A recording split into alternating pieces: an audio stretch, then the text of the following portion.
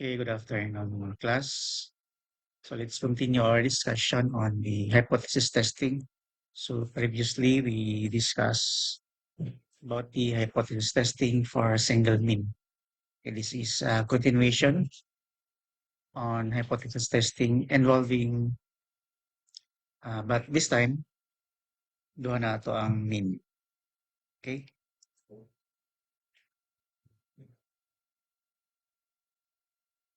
Okay. And refer for this formula. Muna itong gamiton nga mga test statistic from table 14.2. So we have for the z-score, okay, mogamit lang ta ning z-score class if our n is greater than equal to 30. Otherwise, pag less than 30 ang ato ang sample size, katong t-test ang ato ang gamiton. Okay? Kopyahon lang ninyo ni sa inyong index card. Okay, duha ni siya kabuklas sa kay kining isa is that in the unknown gyapon niyang population variance but equal. Okay, equal ang iyang variance. The other one is not equal iyang variances.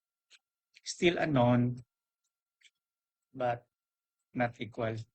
Diri unknown gyapon pero assume na equal variances. Then pag i-test ganito ang gamiton na ginasya degrees of freedom denoted by V. Okay, mo niyang degrees of freedom or this formula. And kini po ang degrees of freedom kung kini nga formula at pong gamiton.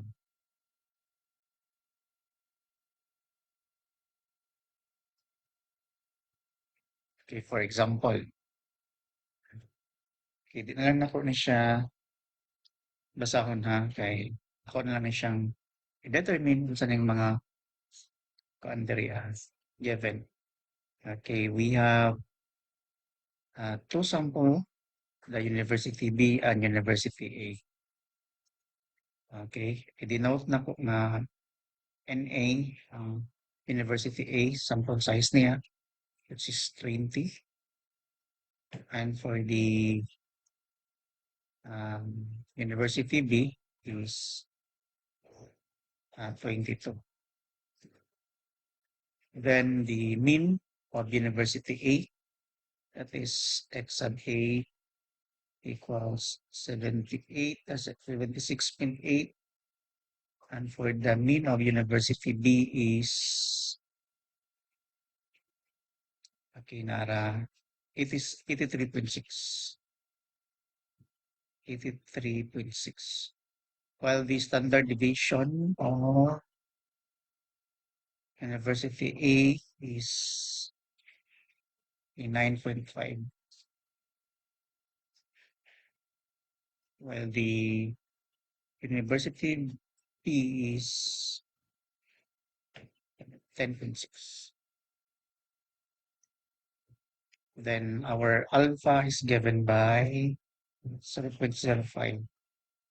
Then this is the keyword here is significantly different, meaning curtailed ang atong gamiton. So, another important note, assuming that the scores are normally distributed with equal variances. Okay, so that is, ang gamito na to nga test stat diri is T. Why? Because kaya nga to ang mga sample sizes are less than 30. Then, equal. So, equal yung variances. Okay, kung atong lang taon class, kini nga formula atong gamiton. Why? Because giingon dito na equal siya at the same time, ano, okay. Sorry. So S1 dayon ta. That is, you're going to state the hypothesis. Ang null hypothesis, always yun na siya equal. While the H1, mo follow kung saan nasa given. Given dili nga significantly different.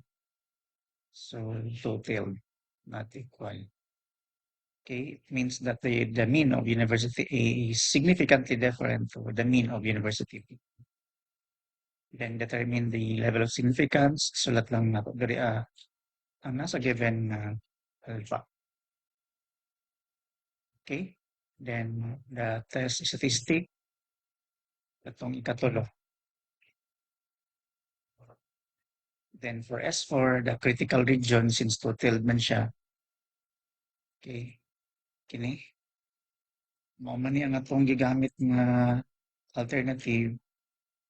Kini po dihang corresponding na critical region kay totaled man with the degrees of freedom.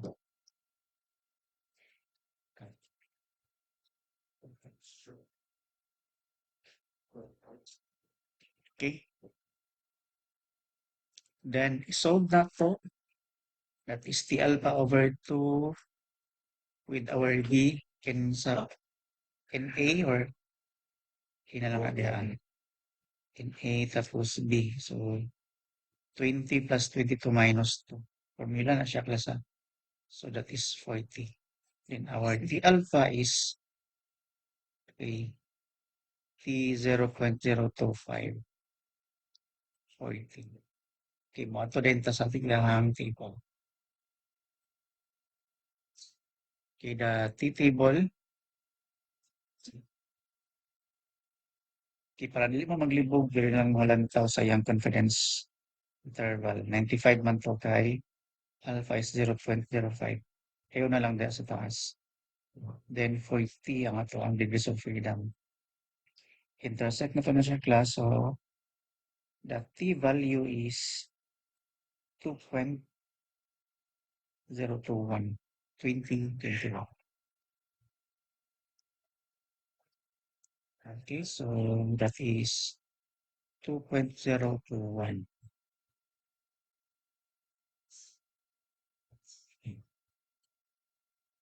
Then step number 5, we're going to compute the test statistic kining formula nga itong gamit.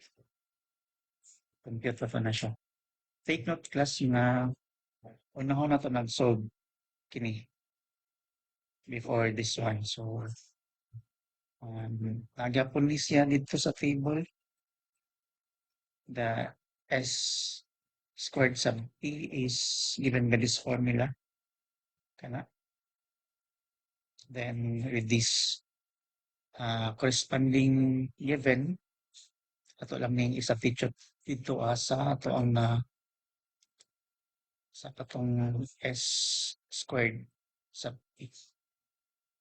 Okay, gikan na sa given, that is 20 minus 1, so gidiretso na lang ako 19. Tapos mo ni ang standard deviation sa katong iyahang sa University A. Then 22 man to minus 1, so 21 na lang. Then the squared okay, sa University B na siya over sa sample size sa University A and University B minus 2. Okay, so calculator na siya. Then we arrive in this final value 101.86. Then balik ta sa T na formula. Do not misled with the kanang mga subscript ha. Kaya ako lang na siyang gibuton for the sake of kanabang dili siya pareha sa p-value. T alpha man tong na p-value. Okay, that is T alpha katong nasa table. So kining TC mo ning p-value mo kung i-calculate. Then, if ito lang ni siyang isubstitute, ang katong nakuha natin dari diha, sa ito dito diha, kay mga given na natanan, substitute namin. Then, simplifying this one, we obtain the final value of a negative 2.18. Okay. Then, mo adto din ta sa decision. Step number 6. Okay, total man tong test. Total siya no total. Then, mo ang rejection region diri 2.021. Kung sa left side is negative 2.021. Atong na-compute is 2.18 so asa man siya dapita karon. Okay? Somewhere here class na siya diha na diha ang negative 2.18.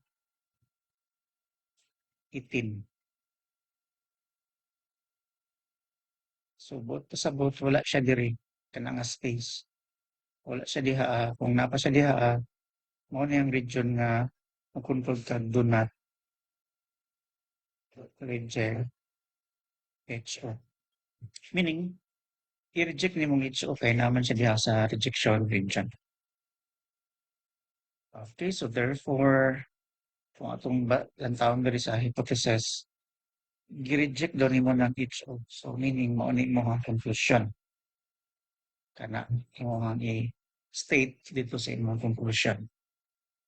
Okay. Walay standard ana class pero kini lang ako format nga i-follow. So mag-therefore lang ka. Then you're going to state the level of significance. Then imo atong i-state in sentence. Kining imong H1. State lang ni mga siya. So pwede nga ingani pagka-construct no. Therefore at alpha 0.05, so we have sufficient evidence to show that the performance of the students in University A and University B are significantly different, meaning the mean of A is different from the mean of University B, which is mo na siya nga to ang H1. Okay, so that's all. Okay, kining mga example diri mga example 1, 2, and 3, i-discuss na ko ni siya. Okay, sa ato ang face-to-face. Then we have here the important notes. Di lang ko mag-go ani. If you are interested, class, you can discuss this more. No?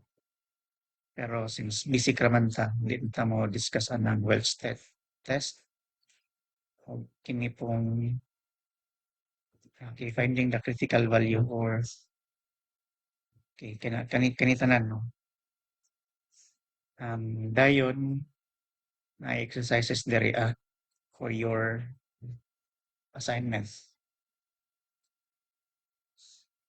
Okay, this is exercises 1 and exercises 2. So that's all. Thank you for your time.